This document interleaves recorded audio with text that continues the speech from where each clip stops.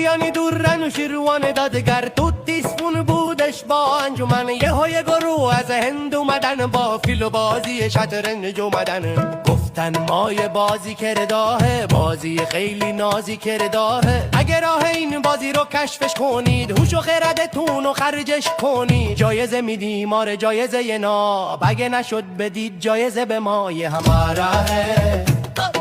همارا ہے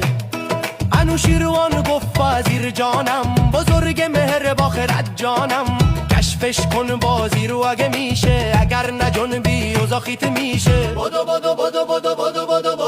بزرگ مهر بدو بزرگ مهر بدو بزرگ مهر نشسته یه شب تا صبح نخوابیده حل کردم و اما شو اومده شو گفت یه هو یافتم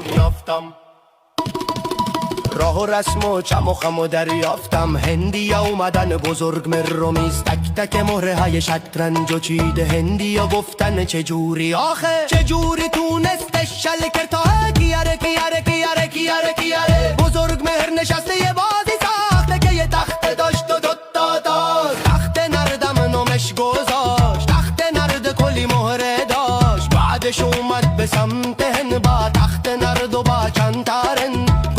درود خدمت شما یه بازی ساختم اصلا خدا اگه دریابید رازش و تیز دیگه هیچ کلکلی بین ما نیست میدیم دیگه هر چی بگین از گنج و پول و گوهر و نگین بودن 7 روز پای بازی پیدا نکردن هیچ رازی آخرش چی شد آخرش چی شد آخرش چی شد بازی رو یاد داد به هندیا خیلی خیلی حال